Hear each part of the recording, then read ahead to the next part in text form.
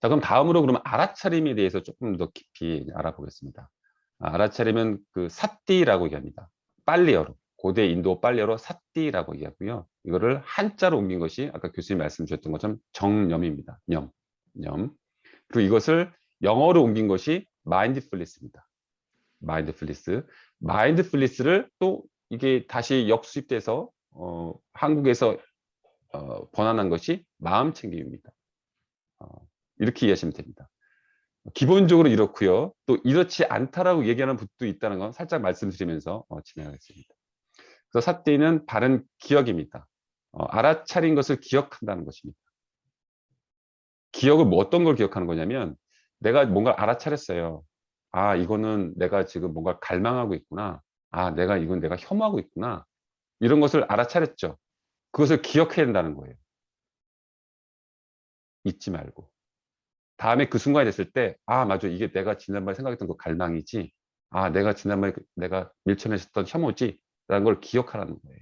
그래서 바른 기억으로 이게 되고, 지금 여기에 의도를 갖고, 마음을 갖고 깨어 있으라는 뜻이고요. 그리고 열린 집중입니다. 단 한 가지만 집중할 뿐만 아니라 지금 내 주위에 어떤 변화가 있는 것인지 그 조짐에 대해서 전반적으로 집중하는 것.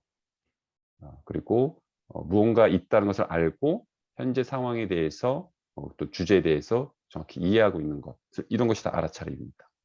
그리고 있는 그대로를 체험하는 것. 이게 또 알아차림이고요. 안다라는 거는 어떤 의식이나 감각으로 깨닫거나 느끼는 거죠.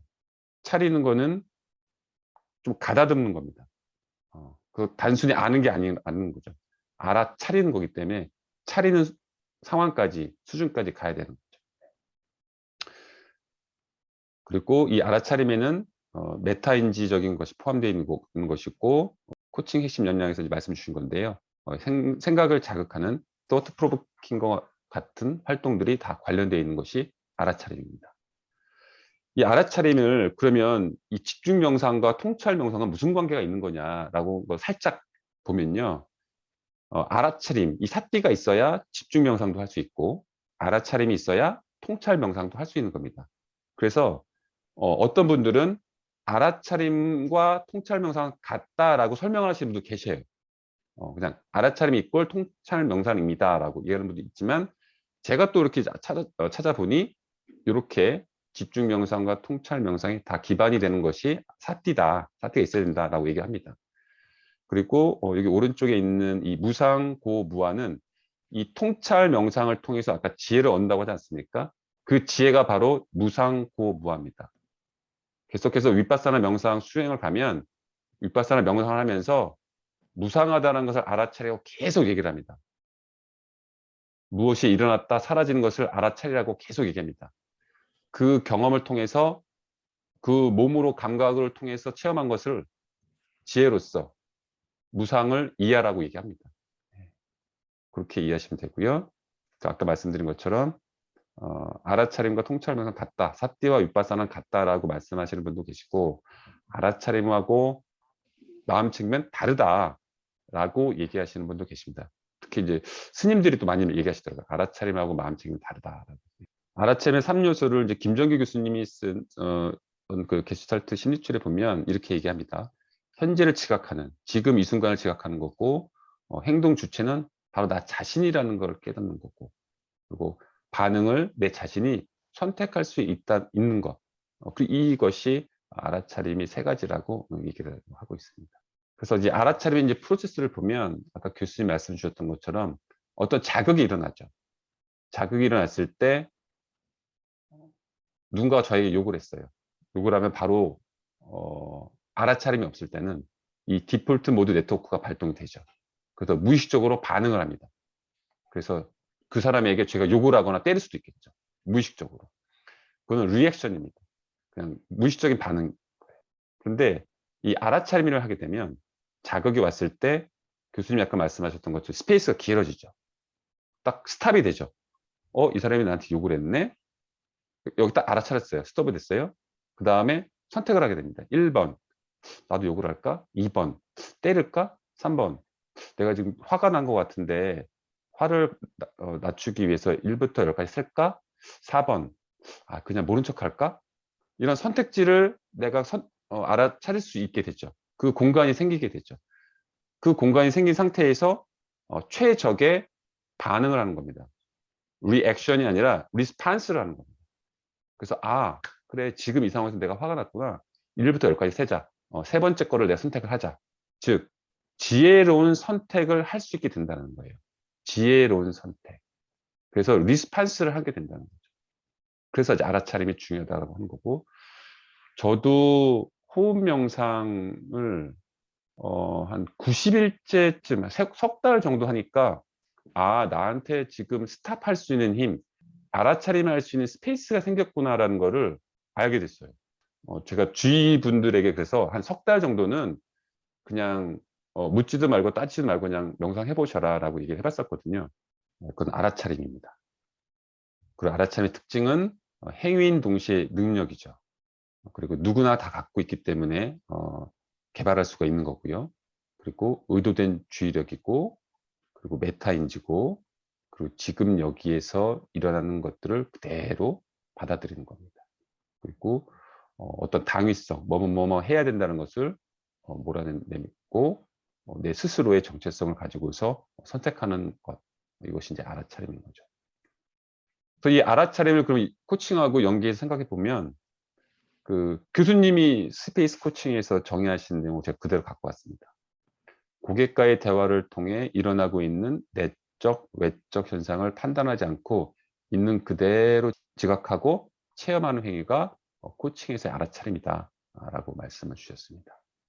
우리 코칭의 핵심 역량 7번에 있는 알아차림을 불러일으킨다, 고객의 알아차림을 불러일으킨다와 연계시켜 보면, 이 고객의 알아차림을 불러일으키기 위한 핵심 요소는 세 가지가 있습니다. 이번에 그 교수님이 새로 내신 코칭 핵심 역량 책에 이제 있죠. 첫 번째, 통찰을 위한 질문을 해야 되고요. 그리고 관찰을 공유하고 성찰과 리프레이밍을 코치가 지원할 수 있어야 됩니다. 그러려면 이렇게 질문을 잘하기 위해서 코치한테 필요한 것은 집중입니다. 그리고 잘 경청을 해야 되고, 그리고 잘 관찰할 때 평정심을 가지고 고객이 얘기한 것을 있는 그대로 잘 받아들일 수 있어야 됩니다. 그리고 고객의 성찰과 리프레임을 지원을 할 때 고객을 사랑하는 마음으로 지원을 해야겠죠. 그래서 이것을 명상하고 연결시켜 보면, 질문을 잘하기 위해서는 경청을 잘해야 되고, 경청을 잘하기 위해서는 친절하고 따뜻한 이 집중된 주의력이 필요하죠. 그래서 집중 명상이 필요한 거고요. 고객의 관찰을 공유하기 위해서는 고객의 평정심을 가지고 고객을 있는 그대로 받아들여야 되는데, 그것이 바로 시겔이 얘기한 열린 알아차림. 그것을 위해서는 통찰 명상이 필요한 거고요. 그리고 성찰과 리프레이밍을 위해서는 사랑하는 마음이 필요한데, 그것은 또 시겔이 얘기한 친절한 의도를 가져야 되고, 그것을 위해서는 자해 명상으로서 그런 것들을 그 역량들을 기를 수 있다고 생각을 했습니다. 고객의 알아차림을 불러일으키기 위해서는 코치의 알아차림도 좀 필요하다고 생각했습니다. 그래서 이 코치의 이 알아차림 역량을 기르기 위해서는 이 명상이 필요하다는 거고요. 결국에는 이러한 것들이 프레젠스, 코치 프레젠스를 갖추는 좋은 방법이라고 이제 생각을 합니다.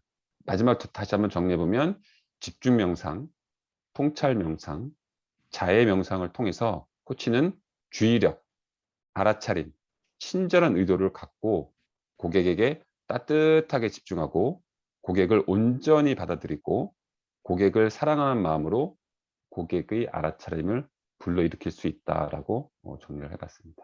이 알아차림을 그래서 5번 프레젠스하고 다시 연결시켜서 생각을 해보면, 코칭에서의 이제 프레젠스를 보면 전 세 가지가 있다고 생각을 했어요. 코치 프레젠스, 고객 프레젠스, 코칭 프레젠스.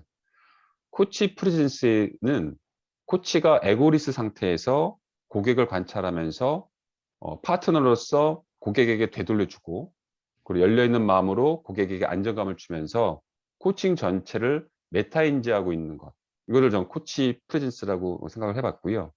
고객 프레젠스는 고객이 코치가 아닌 코칭 그 자체에 집중하는 것을 고객 프레젠스라고 생각해봤고, 코칭 프레젠스는 코치와 고객이 서로 파트너로서 연결되어 존재하고 있는 것이라고 생각했습니다.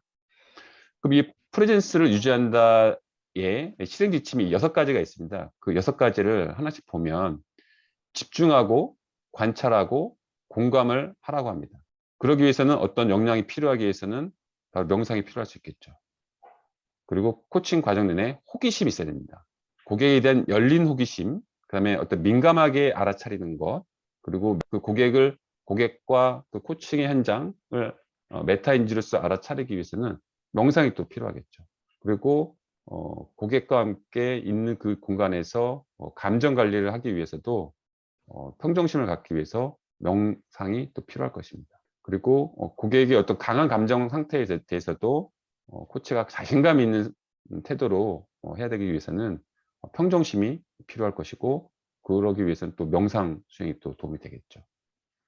그리고 고객이 코치가 잘 알아듣지 못하는 영역에 대해서도 편안하게 임하기 위해서는 또 열린 받아들임이 필요하기 위해서 명상이 필요하고, 또 침묵의 공간을 만들기 위해서 이 명상이 또 필요하다고 할 수 있겠습니다. 그래서 그 미국에서도 코치들이 많이 받는 교육 중 1위가 마음챙김 명상이라고 하고요.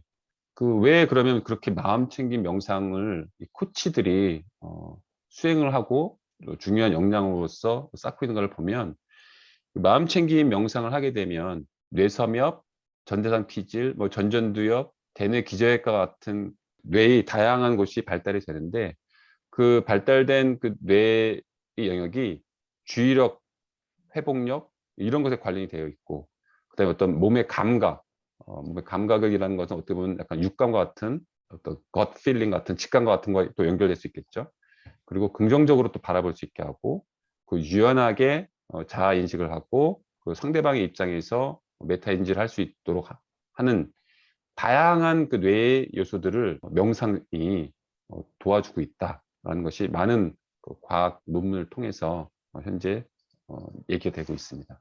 그래서 그 리즈 홀이라는 그 코치가 쓴 마음챙김 코칭이라는 책을 보면, 이분이 전 세계 156명의 코치에게 물어봤어요. 코치인 당신은 왜 명상을 하나요? 그랬더니 그 순간 더 잘 지내기 위해서, 자기 인식을 잘하기 위해서, 프리랜스를 하기 위해서, 집중하기 위해서 등등의 이유로서 명상을 다 하고 있다고 합니다. 5번 프레젠스를 유지한다에서 얘기 나오고 있는 이 핵심 요소 4가지가 있습니다. 집중, 호기심, 감정관리, 공간. 그것과 관련된 것들이 여기에 나와 있는 단어에 포함되어 있는데요. 이것이 바로 코칭과 마음챙김 명상의 공통점이라고 생각이 됩니다. 그런 생각을 많이 했어요. 코칭과 명상을 공부할수록 이 2개의 교집합 부분은 굉장히 많다. 정리하면 명상은 크게 3가지 구조, 집중 명상, 통찰 명상, 자해 명상으로 되어 있다. 그래서 여러분들이 이 들숨에 알아차림을 얻으시고 이 날숨에 뛰어난 코칭을 발휘하시기를 바라겠습니다. 네, 감사합니다.